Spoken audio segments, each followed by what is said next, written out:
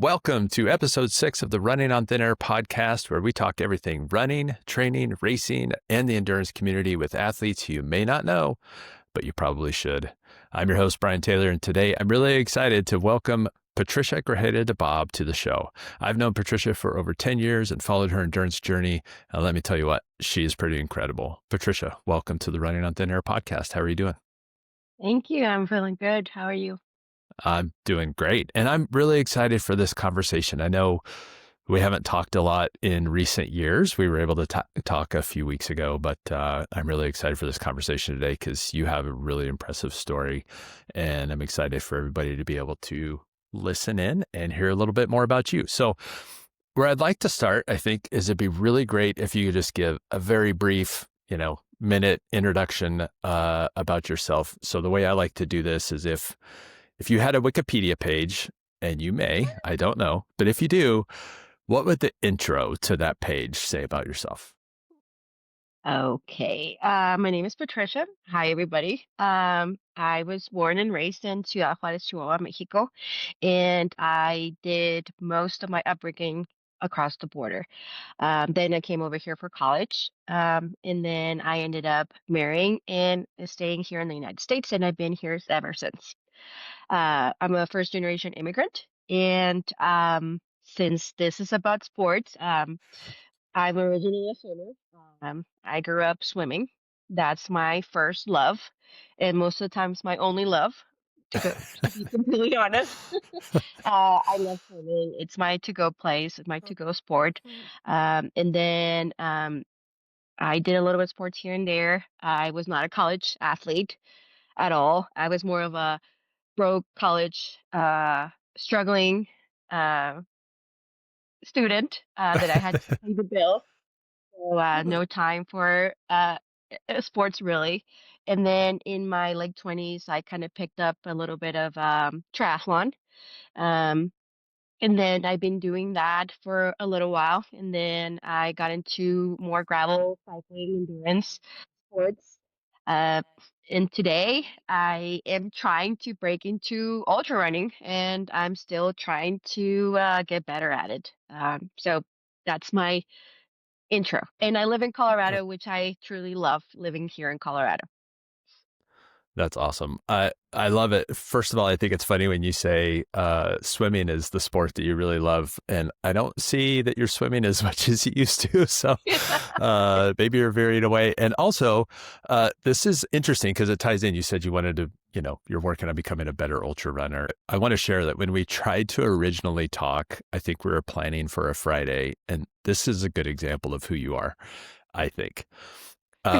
We were trying to connect on a Friday and you were texting back and forth and you said, I'm not sure if I'm going to make it. I might have a drop in 50-mile race or something this weekend. So I might not be able to make it. And then you texted me, I think that Thursday night and said, yeah, I'm going to do this 50-mile race. So we're not going to be able to talk.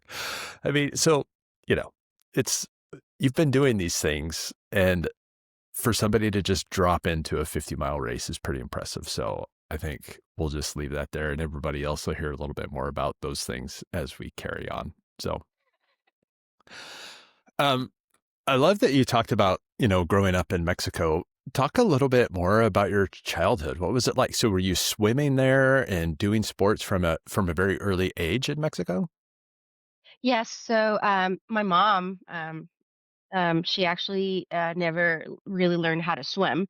So for her, it was very important for us, her kids, to actually learn proper swimming and technique. So all of her kids actually learned how to swim. So my I have memories of being a baby and actually remember swimming.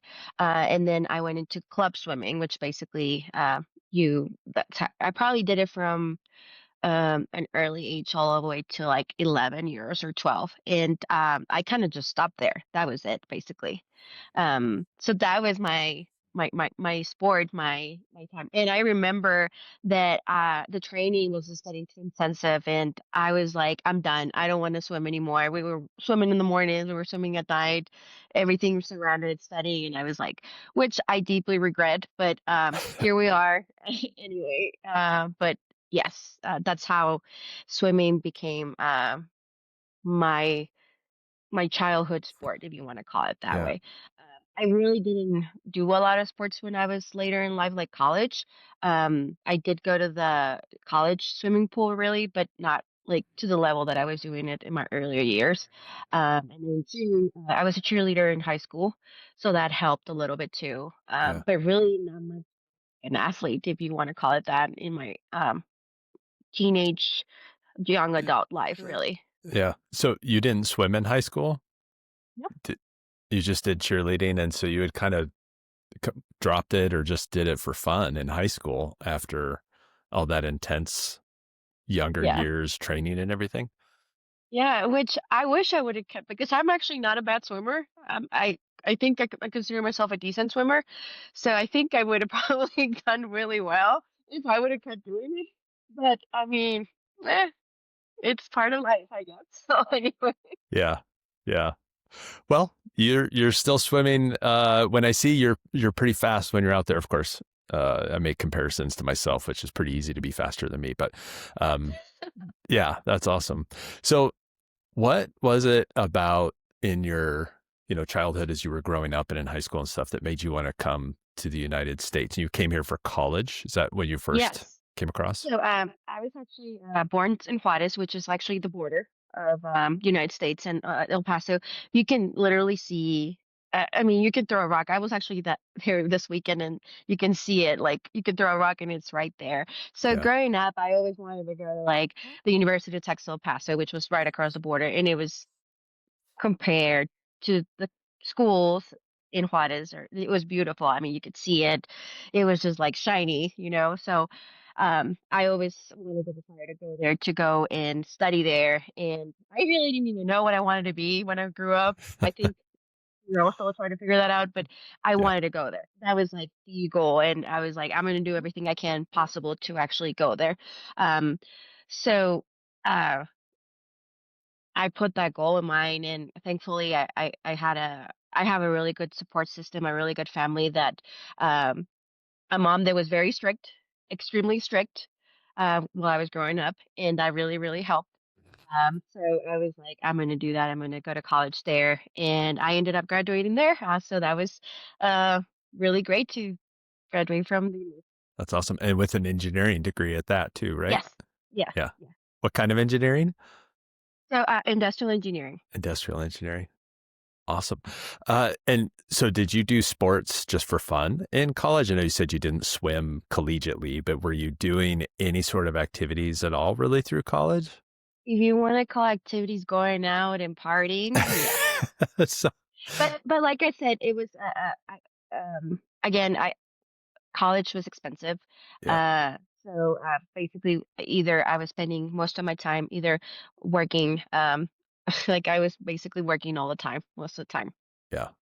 So you didn't have time to think about even going out for a fun swim or anything else at that point in your life, really. Well, if you ask my younger self, "Oh, what was fun for me back then?" Working out was not fun. Yeah, It was like going out with my friends and having a good time. So my priorities were different. Now, if you ask me now that, I'm like, I want to go for a run or I want to go for a swim, and that will make me happy. It's just, I don't know. It was a different mentality.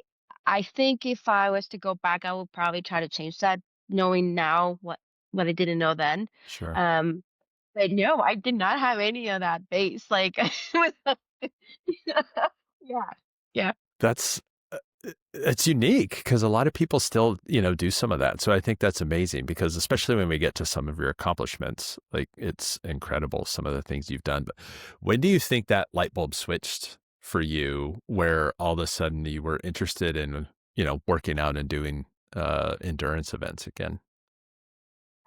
So I work for energy, and I'm very proud that I work for energy. I think it's one of the great things that we do every day, coming in the industry that I do, providing energy for families, for everybody, for the community.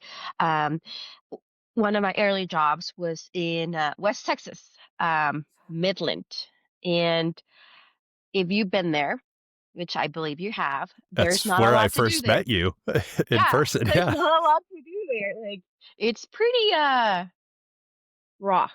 Yeah. Um, yes, there's not a lot of hobbies to do, not a lot of things to do.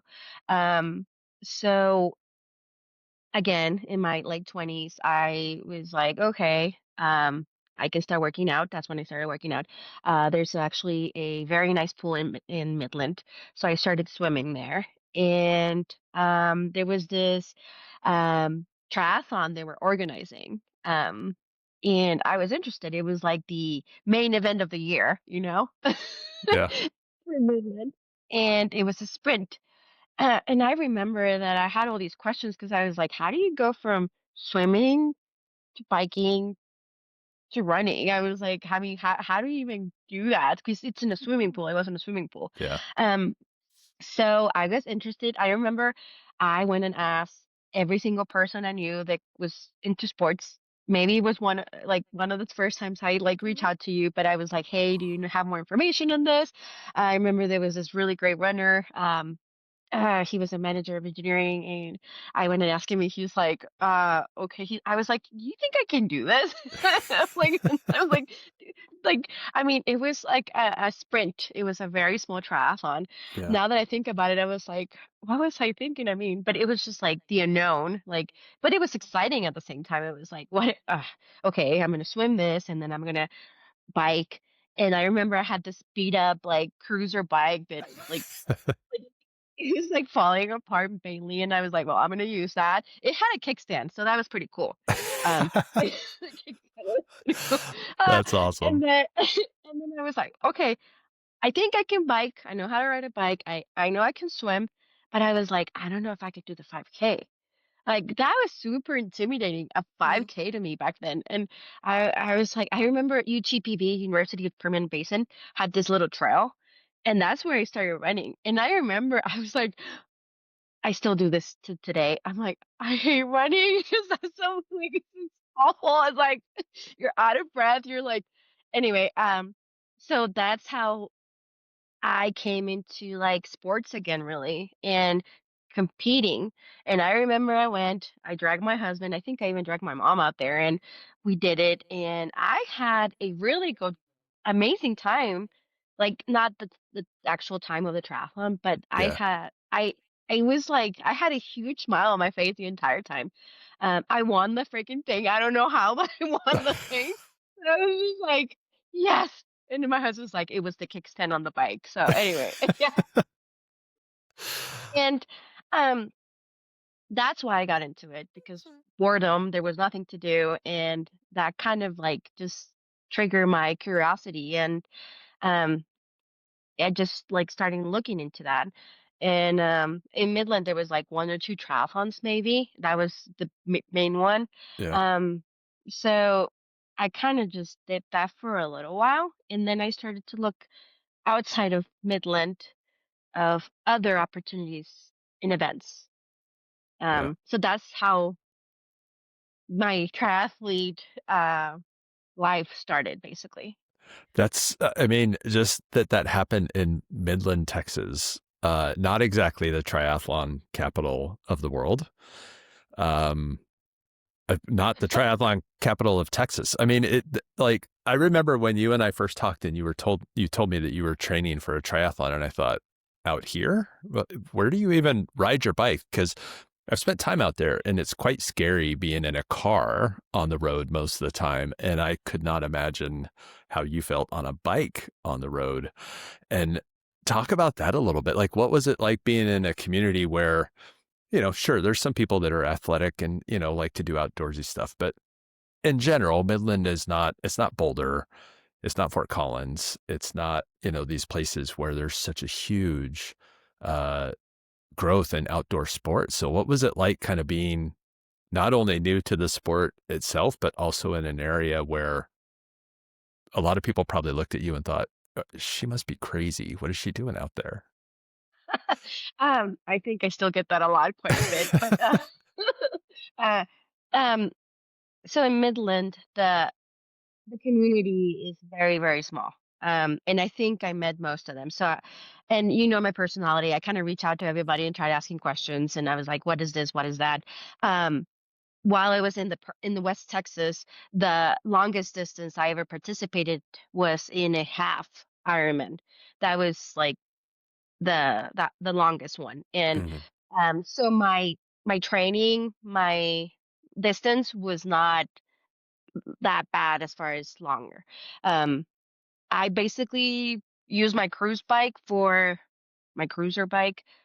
probably 2 years until I think I started like getting embarrassed on my kickstand a little bit, to be honest. I was like, maybe it's time to get an upgrade. And I remember I bought a beat up road bike, and I was so happy because I was like, I look super cool in this. And I started. There was the frontage road in Midland and Odessa, 191. Um, every time I go back, I'm like, I don't know what I was thinking. This is crazy. I was riding there, and I part of me wants to think that 10 years ago was not as bad as it is today, but I think it is. It was just like I didn't even have a trainer, but like, indoor trainer back then. Yeah. I didn't even know of all this stuff out there, the technology that could help you. So I was just like riding my bike on the Francis Road the best I could. Um, I had no idea how to clip in. I fell a lot. I feel like a lot of people saw me, and it was so funny. I remember I asked you, "What pedals do you use?" Mm. And you were the one who told me about speed plays, Yep. and I didn't even do research of all the other options out there. I just went with speed plays because I was like, "Okay, I just need to go and do this." So, um, that's how I started like cycling. As far as swimming, I was always swimming in the swimming pool. Running the trail at UTPB, that's what kind of helped me. But again, like the distance of 56 mile, uh, I probably was riding 40 miles at that point to get for up to the 56 mile. Yeah. And I was just basically doing it for fun. And till this date, I was just like almost just doing it to finish the events. Yeah. And my first 70.3 was in, oh my God, what is that town's close to? Oh my God. It wasn't in Midland. It was on the east side. Um, I forgot the name. Really nice race. They still put it together. Carabel, if I'm Uh, right. I think it's I'm not Carabel. sure. But anyway, that's how I kind of did my training out there. It was rough. Okay. Yeah. Yeah. Wow. That that's impressive. I still think that's impressive to this day. And that's one of the first things I think about whenever I see that you did a race recently or whatever on Instagram. And I always remember that you were training back there in Midland. And I still just think that was crazy. But good for You're like, you. he really Good wants for to you. train.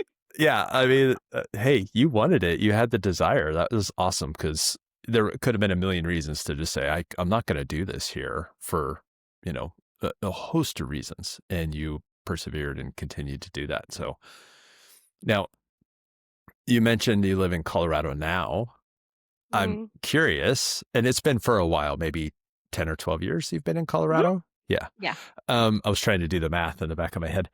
Uh, did your endurance journey or your ambitions have any deciding factor in wanting to come here? I'm gonna be completely honest. Not really. Okay. Um, when we were thinking about moving over here because of work, um, the Permian, like I said, I'm from El Paso area. So if you want to say it, I didn't know any better. Like there's water out there. There's like communities that are more like into sports and stuff like that. So for me, it was a 4 hour drive west home Hmm. to my family. So I was like, this is closer and this is fine. So Colorado was like not one of the things that I wanted to do. Like I really wanted to get out of here, West Texas, not really. My husband, he's from Tennessee, so he knew what was out there a little better. There's like prettier things to do, more to like out there. And he's like, well, why don't you just give it a chance? This is a good career opportunity, and we might like it. And if not, we can always come back, which is true. And I am so glad that I we decided on coming to Colorado because I really love it here. I think if we had not moved, I had not like just stayed in this journey of like, oh, more endurance sports. What else is out there? And Yeah. so I mean, that's how I we moved to Colorado. Yeah. Yeah.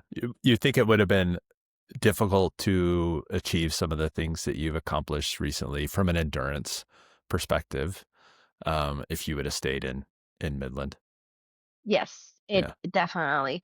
I mean, it's just, the community is a big thing. Yeah.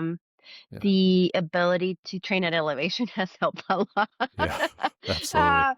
uh, the ability to ride your bike, that's the other thing. There's trails everywhere. Um, it's just this, the environment is more conducive to like outdoor activities. Yeah. Yeah. Definitely. So now you're in Colorado and you were doing triathlons. I guess let's talk a little bit about some of your triathlon journey for now. So I was trying to do some research before this podcast. And first of all, one thing I like about ultra running is you can go to ultra sign up and you can see, as long as you signed up through that website, you can see everybody's history, which is great. Ironman, unless I missed it, is not that way. So there's no easy way to go and see every Ironman race because I know you've participated in quite a few of those. But I couldn't see a list of like, here's every Ironman sponsored event or branded event that Patricia has participated in. But it's a lot. And I started to just lose track because it's been a number of 70.3s, some Ironmans, world championships of both, if I'm correct, right? You've done Hmm. both the full and the half Ironman world championships. Talk a little bit about, going from your longest was a half Ironman in Texas to you moved to Colorado. And then all of a sudden, what was it that inspired you to continue to go further and do a full Ironman, which is insane? But then also be good enough and to be able to qualify and to be able to go to the world championships for both. Just sort of talk about your triathlon journey for a little bit, if you would. So we moved to Colorado, and um, again, the community, the just the ability to do more outdoor activities was like from the get go. It was pretty obvious. So the community was amazing. I remember that I started working out with this amazing. You were talking about where inspiration comes from, and I think inspiration comes from everyone that you Mhm. meet out there. Like it's just everyone has a story, and everybody every day has something that is like shared with you. You're like, oh my God, you're amazing. So I've been pretty blessed that that's where my inspiration comes from, honestly. Um, and I came here and I met with this really awesome group of triathletes, really good friends, and it was Boulder 70.3, which was earlier in the year before. Yeah. Um, they actually came back to that like early in the year date. Um, and I signed up for that, and I was trying to train for that, and had already signed up for the first full, no, the second first full. I can't remember, if I think it was the second full Boulder Ironman in the fall. Yeah. Like was it August? I can't It remember the was dates before August. that. Yeah. Yeah. 2014 was the first year. So, but I think it was the second year I did. I can't remember. I think you did it the first year I actually did it now, the first right? year. Yeah. Yeah. That's why I remembered. It was torture. Yeah. So I think it was anyway. So we were training for that. Um, and I was just like, "Oh my God, you're gonna guys are gonna do the full," and they're like, "Yes." They had signed up. I don't know how long they have been signed up, and I finished the half, which was really hard because it was at elevation and climbing, and I had just gotten my first triathlon bike, and I was like, I have this. It was a P2 Cervelo. It was amazing, and I was like, man, I can do anything in this bike because the bike is gonna do it for me. Basically, I was like, I can do this, and I finished, and I was like, just so happy and excited, and I was like, "You know what? I'm gonna sign up for the full." All my group of friends, which they were still very supportive, but they were like, there's like 2, 3 months, like it's like this, like at the end of the summer, Oh my and gosh. but I was just like training with them, and I would hear like they were kind of training towards that, and I was just like so inspired by them, and I was like, you know what? I'm gonna try to do it. And I came home like the crazy person I am, and I told my husband and the crazy person he is, and he's like, "Yeah, you should do it." And so next thing you know, and I'm signed up for my first full Ironman. It was so I was so excited, so nervous. I'm so glad I did it. I had no idea what I was doing. Um, but again, I was like, even my friends were like, like, but we're gonna be there supporting you. And Yeah. I finished. It's And awesome. yeah, and I remember my husband's like, well, you're probably gonna need a watch. And I was like, yeah. So we went to Walmart and bought this like $9 watch and strapped it to the bike. And here we go. And I was under 12 hours and I was like so happy about it. I was like, I finished. And I was like, never again. That was it. And then next thing you know, I'm signing up for the next one. So Yeah. yeah, So your first full Ironman with like 2, 3 months of dedicated training for an Ironman, not a half yeah, Ironman, and you finished yeah, under 12 hours yeah. in Boulder. Yeah, Oh my it was so gosh. crazy. That is insane. What I don't remember. What was it like that year? Was it super hot? Because it was in August and it had the potential to be. I know the year I did it, it was unpleasantly warm. I don't even remember, to be honest. Um, I just remember I was like, I'm so glad I finished. Yeah. I was like, yes, I don't care. Wow. That was all I remember the finish. I was like, this is so awesome. But I mean, that's how I train. I found this amazing group of women that basically carry me through. And I remember they were in shock. They that just finished. They were like so happy, but they were like, yeah, like so cool. So, but that's how. If I had not like heard all their stories, all the training they were doing it when we were running or when we were training, I would have probably not been even interested or even knew about it. But they kind of gave me that, like, confidence of, like, man, when I was working like, doing it with the training, I was like, "Well, I don't really like, they've been training for this, and I can keep up, so maybe, I love it. maybe." I love it. Maybe. Why not? Like, why not you, right? And I Yeah. just I just think that's amazing. Patricia, that's Well, incredible. I've always thought that if you dream the impossible, you achieve the impossible. Yeah. So, I mean, yeah. I feel like I'm not going to, but that's almost what you should end the podcast on right there is that saying right there. That's beautiful. That's incredible. Thank you. So, but we're not going to end there. So, how many Ironmans have you done at this point now? Do you know? Have you lost track? Schools? Yeah, full I think 11 or 12. 11 or 12. And okay, and so that's average of probably one a year. If your first one was 2015 ish, is probably what you're averaging. Yeah, there was during COVID, it was Florida, and there was a couple. I think there was a year that I did two. I don't know what I was thinking. That was a lot. It was, I think, Tulsa in California. Um, but yeah, pretty much. Um, like this year, I didn't do one, Yeah. Okay. and no, I did. See, I already forgot. I did, I did, I did Texas. And but I am not planning to do one next year. Okay. Not yet, anyway. So, how many times have you done the world championship for the full? Once. Once. And when was that? Do you remember the Uh, year? oh my God. Let me, I have to look. Yeah. I'm terrible with this. It was before they split it up, though, right? It was in Kona, and it was still male and females at the same time because now they've split it, if I they're recall. going back again, right? They're going Oh, are back. they going back? Yeah, Okay. I think they're going back. I've heard that they were split up, which I was just in the 70.3 Marbella, and it's still split up, but the day after. Okay. Okay. Yeah. But I think Kona's gonna be one, either one event or like just back to back. But I Yeah. think everything's gonna be back to Kona, if that makes Okay. sense. Yeah. Yeah. Yeah. But Instead of every you other should year. not rely on me as a source because I am probably the worst. Like, yes.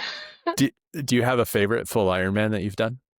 So, not really, but I've done Texas 3 times. So, Oh, if I was okay. to say there's a favorite, it's probably by the times I've done it. And I think Texas because of Okay. that uh, data point right there. Um, is just easy to go to. Um, yeah. Kona is tough, right? But it's probably the vibe is probably pretty crazy there. I've never been there for the World Championships, but I'm sure it's a little bit insane. Yeah, so I did a 70.3 there too. And then I did the World Championships.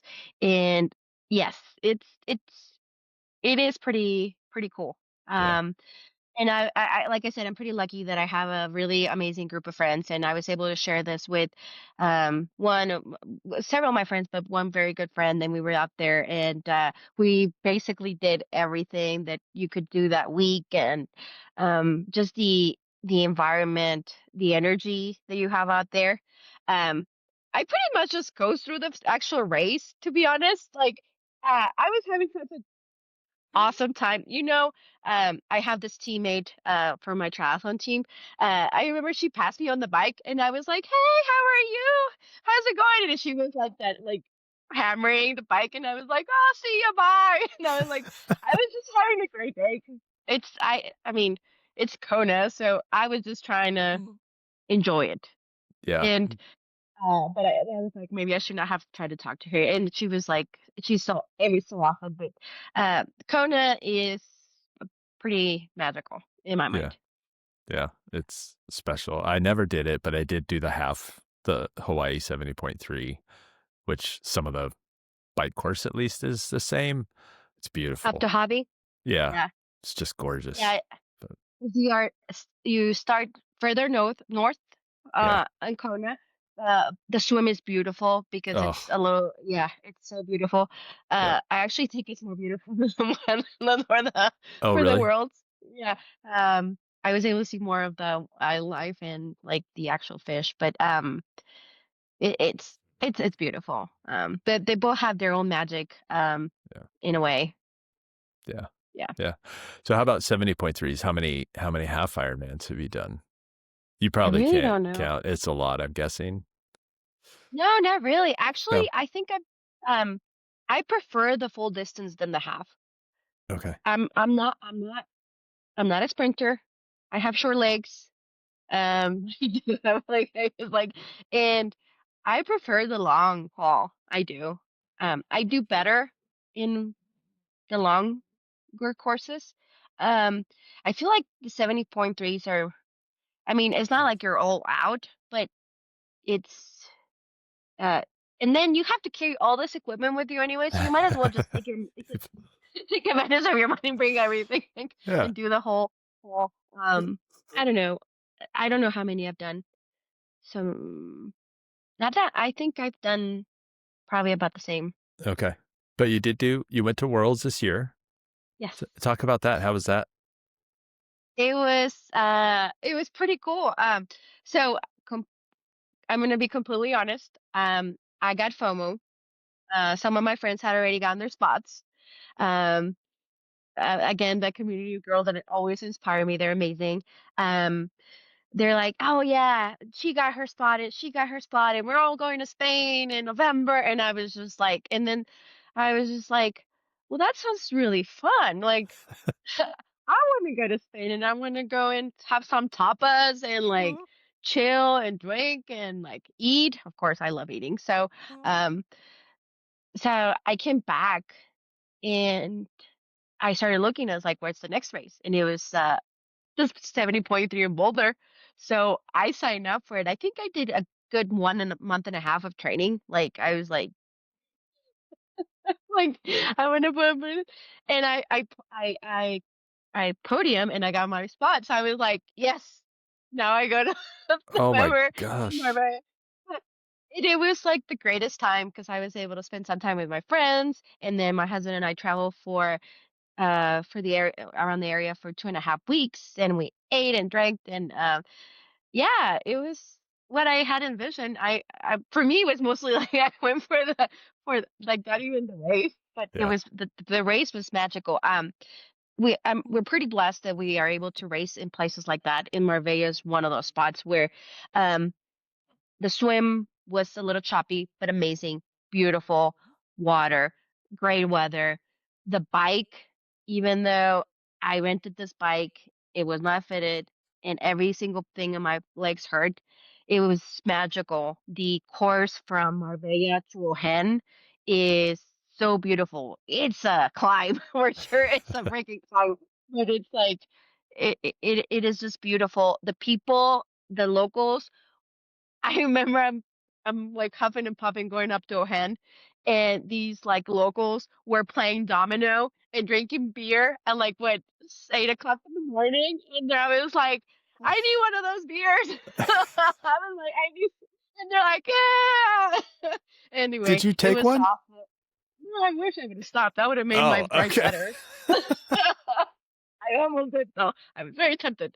I just I just thought if I stop, I'm not gonna get back on the bike. Yeah. Because anyway, they were just playing domino. I was talking to them, and they were having a blast. The course is just beautiful. Then you come down, and then you're running by the water, Mm, and it's just that magical kind of blue. And the people, like the people carry you. They're like, and they're, it's just like it's like Kona. Like yeah. it was like it reminded me a lot of Kona where everybody's just so pumped, especially the men were racing the next year. So they were sorry, the next day. And they were just like it was just pretty magical. So Marbella, the course, it's for sure recommended. Like it's a beautiful course. That's awesome. That's awesome. Well, congratulations on making it there after a month and a half of training. And then getting a podium spot in Boulder, like that is a triathlon capital of the world, probably. And to go out there and podium uh, without training like a year to do so, I think is pretty impressive. So you have Thank you. you have some abilities, some talent there, Patricia. That's for sure. Thank you. I think it's just more like it was a desire. I was like, I am gonna go with my friends and have a great time in Spain. And we did. That's great. That's great. Okay, so I just put this puzzle piece together, and I want to see if it fits or not. Maybe it doesn't, but I want to transition a little bit away from triathlon and talk about Mhm. running, your least favorite sport, maybe, but Yeah. also one that you're doing incredible things in.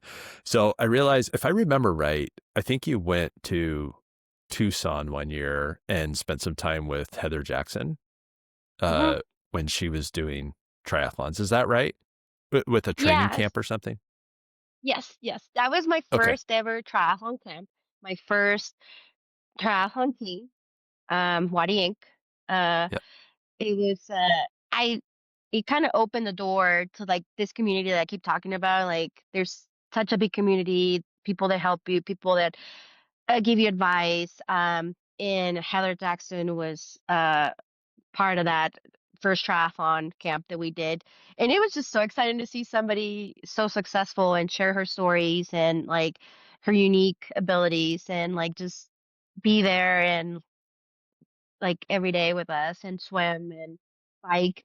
And she has such an amazing energy. She's unique. So yeah, that was like, I don't know, like that just adds to your like the inspiration buckets. You're like, oh my God, yes. And so it was a pretty unique experience. And I'm very grateful that I've been part of these like teams that have always helped me kind of figure out what I want to do next or inspire me on what to do next. Yeah. And I mean, I've been a huge fan of Heather Jackson for a long time. Just to see her smile, like almost constantly, just gives you inspiration to continue to go. And she seems, I've never really met her myself, although I did camp next to her at Black Canyon 50K one year, or I guess she was doing the 100K. But anyway, that was my little claim to fame on that particular race, was just being You're like, camped out next "Hi, to her. I'm Brian." Yeah, I was too embarrassed to go say anything. I was like, I'm not going to talk to her, but it was pretty cool. Um, but she has obviously transitioned from being a world class professional triathlete with amazing accomplishments. I mean, she's incredible, to now getting into trail running and doing a lot of trail running and also showing really a lot of talent there. As you know, she's in her 40s, she's getting older, but she's still performing very, very well in these races. You also have done some transitioning, or at least in part, or maybe adding to your list, of getting into trail running and ultra running. Did she have anything to do with that, or did you start to dip your toes into trail running and ultra running before she did a handful of years ago? Well, I think everything influences you. Everything you see out Yeah. there from the social media and all the comments and everything. So I do think it does in a way. Seeing that a person has made the transition and has made a successful transition into a different sport, it just gives you like that, I don't know, empowerment and like motivation to be like, well, again, um, the motivation, the inspiration comes from everyone in like in my case. So yes, I do think that there has been some impact on that. Like, hey, well, there's one example. Of course, she's a professional triathlete, and and she's a great runner. She's an amazing athlete. Yeah. So here goes Patricia, average Joe. Like, I mean, there's 1% success rate. Uh, Anyway, so I do think that there's like that um, effect in everything that it's out there that influences at certain point. yeah. Yeah. Yeah. What was it? So, if you hate running so much, it must have been a chore to convince yourself to run 26.2 miles at the end of a full Ironman. Why in the world would you sign up for an ultra marathon? I don't remember which your first one was, but I know you've done a 100-mile race now, sub 24 Yeah. hours. What was your inspiration to say, I hate this, I'm going to do it longer? So my first marathon was in a full Ironman. Okay. The Yeah. very first time I completed distance was actually in a full Ironman. And I was like, this is awful. Which it is. Um, Now I've noticed that I like prefer, not I love, let's put it that way. I prefer anything less than a marathon or anything more than a marathon. I prefer, like, let's put it that way. It's just the pace is different. Um, I like to enjoy it a little bit more and not be like feel like I'm dying every single like going all out. I know I have a lot of work to do with my running. Um, there's a lot of room for improvement. That's probably the one that I need the most. Um, but your question is, how did I start basically getting into running longer? So I have a really like they're all in little groups, but this other group of really amazing runner women that inspire me. Uh they're here from my town. From Windsor, and they have like they qualified for Boston. They're just like amazing. And there was this like it was like an ultra back run, like backyard ultra run, Uh, where you just ran how much you wanted to do, like for 24 hours.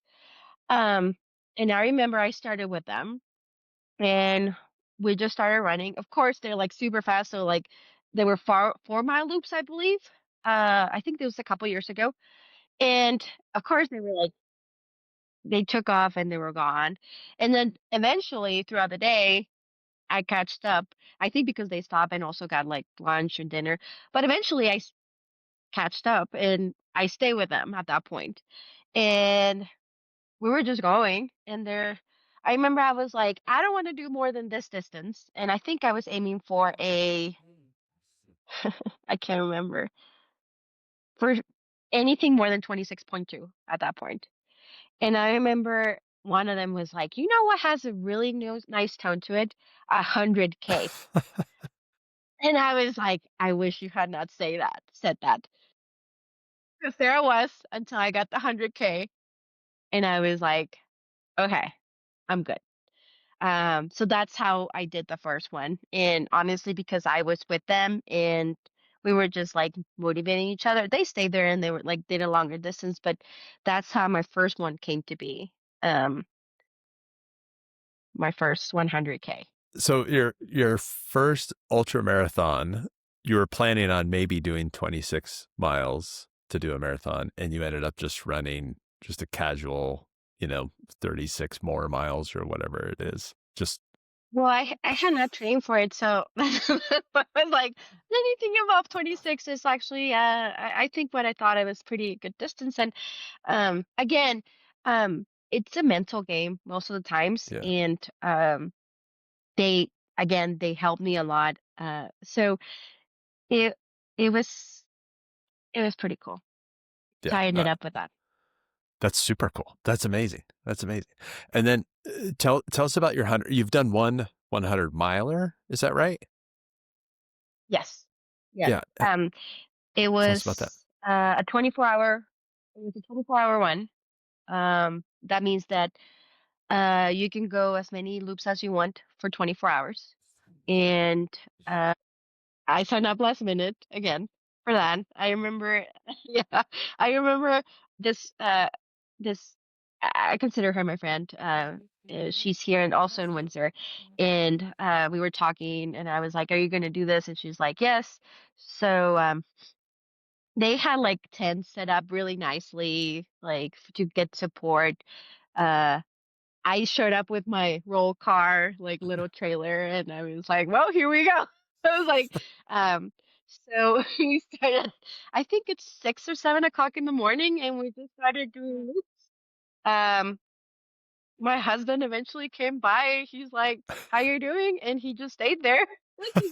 uh, I was like running at night, and I ended up. So it was completely flat. It wasn't technical. Okay. Um, and I ended up with 100 miles in 23 hours or so.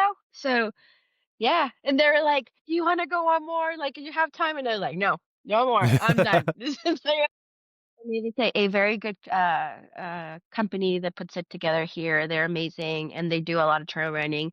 Um, it was hard, and I think mentally was harder than physically. Um, Yeah. yeah, it was like, oh my God, I can't believe I just did that. Yeah. Uh, and I remember at the end, I was just like, I I was just like in shock that I had just finished that. Like I was like, I don't know how I just finished that. Like um I remember I'd had one coach before, and he's like, "How the hell did you do that?" And because he knew that I wasn't training or doing that. He's like, "How the hell did you do that?" And I was like, Yeah. "I don't know. I just started putting one foot in front of the other one till it was time." This sounds like your MO. I feel like this is just what you do is just sign up for things last minute and be like, oh, I'll just go crank out 100 kilometers or 100 miles and then you're successful at it. It's incredible. Well, I feel like I do. I do work out regularly. I do. Yeah. I do have a good like baseline, Sure. so that does help. I do feel like I don't like the pressure of knowing a race is coming. To be honest, I like to just have fun because I think I have more fun in the training. To be honest, Yeah. I think that's where you meet the people, you talk to people, you learn from their experiences, you meet all these kind of like amazing stories, and like it just like energizes you, empowers you, and gives you all these crazy kind of ideas to like, oh man, I bet I could do that too. Like, uh, so yeah. That's awesome. It's awesome. You're inspiring. What was that running group that did that 100 mile there in Windsor? Do you remember? Yes, it's Jagnar. Jagnar Oh, is okay. GNARR. Oh, okay. Okay. I'm probably butchering that, but they're like No, amazing. run. Yeah. That's the company that puts it together. Yeah. They do some other, And I I did think they do the, no, I can't think of it, but yeah, they do a number of races locally, right? Yeah. the Quad Rock. Is that the one you were going to I say? think they might do Quad Rock. No, I was thinking of the one up in, Never Summer. I think that's the one. Do they put on Never Summer? Yes, 100K and 100 mile too. yes, Yeah. yes, Yeah. they do. That one was I've on my heard really list. good things about that one. I did Red Feather 50 miler with them. That's That the one that I that's the did. one you're like, sorry, I can't talk to you on Friday because I'm gonna go do a 50 miler, I suppose.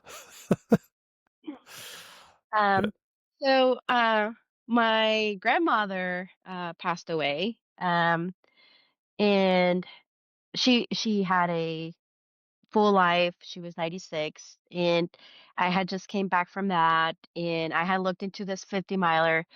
I think it was truly my first ultra run race, to be completely honest, because it was at elevation, technical.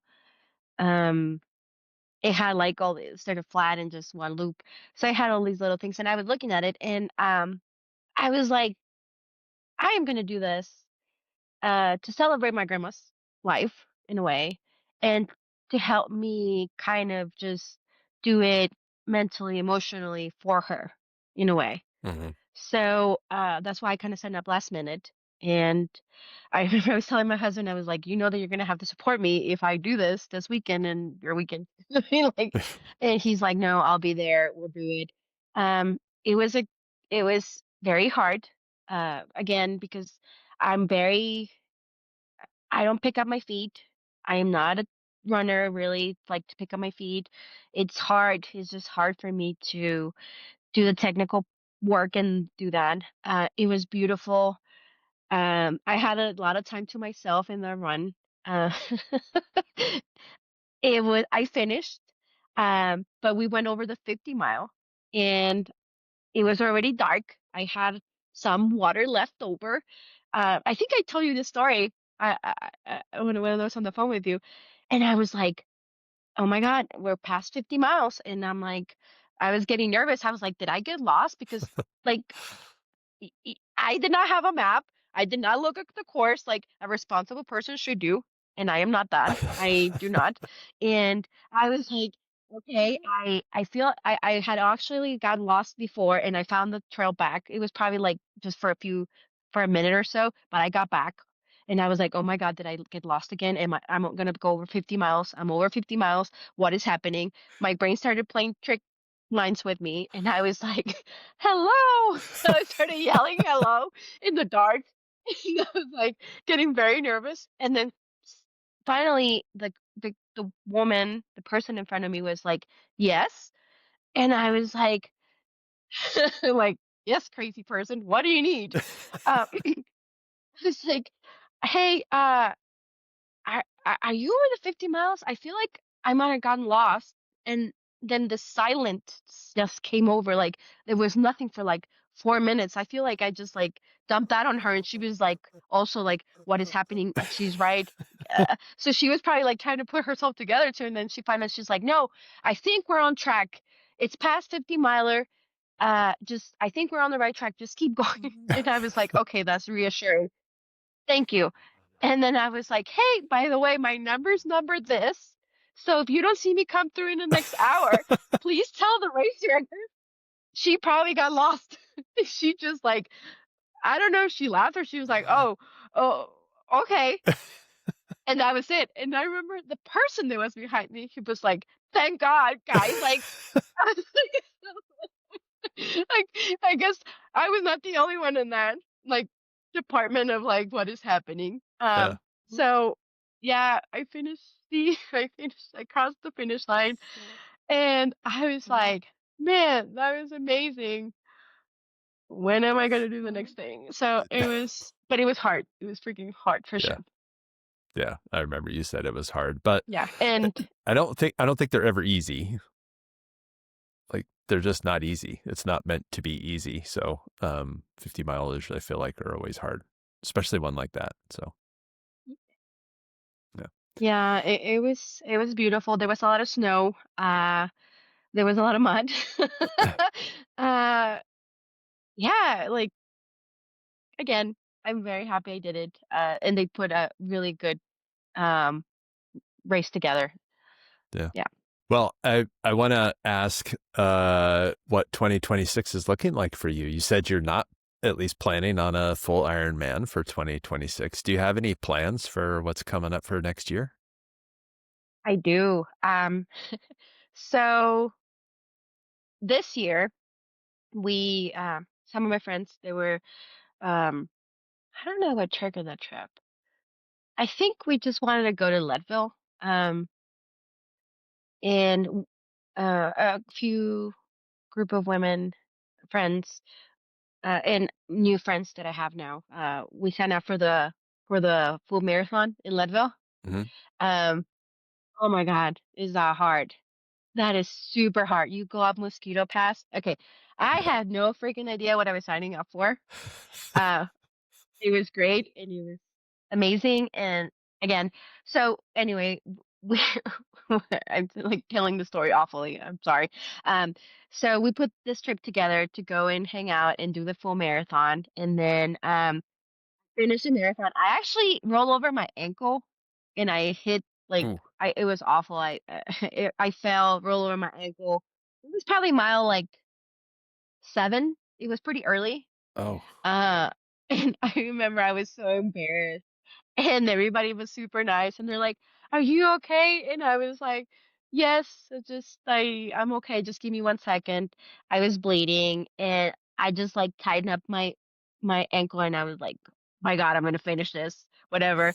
So with a roller freaking ankle, it was like this big at the end, Oh. but I finished the marathon, which I was really happy. And then at the end, you have your little celebration. And my friends are like, "What happened to you? You kind of disappeared. We saw you, and then you were like not too far, and then here you are an hour later." And I was like, "Well, yeah, I rolled over my ankle." I was just like, "I'm just happy that I finished." I was just like, "I'm just happy that I'm here."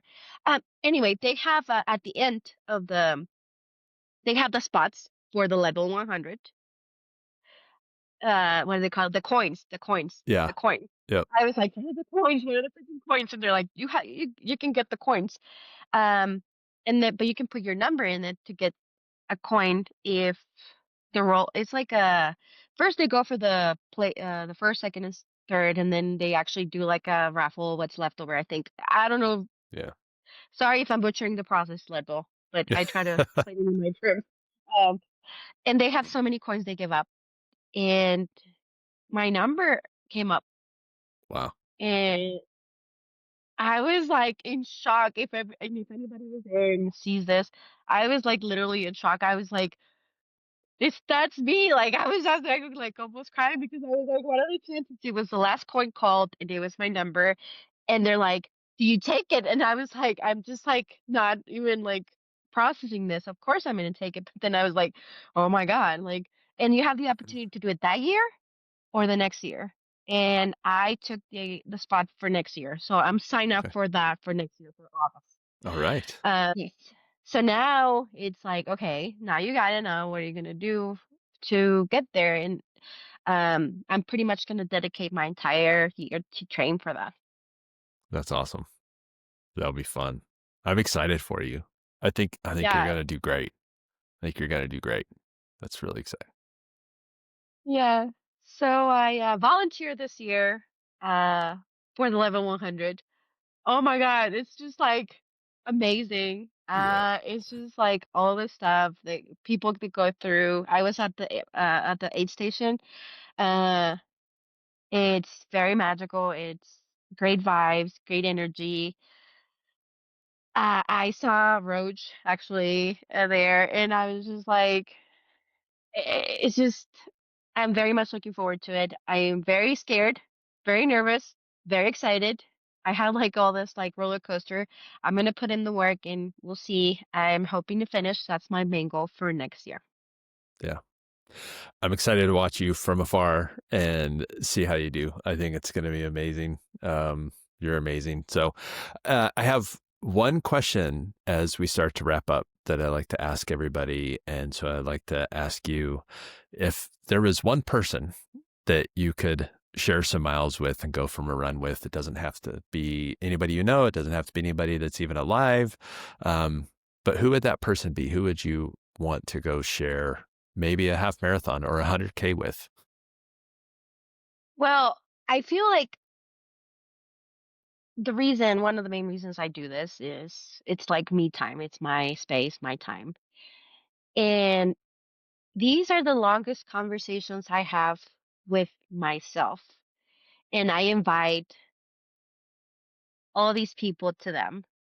And most of the times is now it's my grandma, part of it, my dad, and just all those people, my brother that had like really big impacts in my life. And I just have really long conversations with them, like trying to catch up and it's just amazing. That's those are the people that I want to talk to, and I keep talking to them. I am not a celebrity, no, That's nobody like awesome. that. Is just the people that have inspired me and have supported me over the years.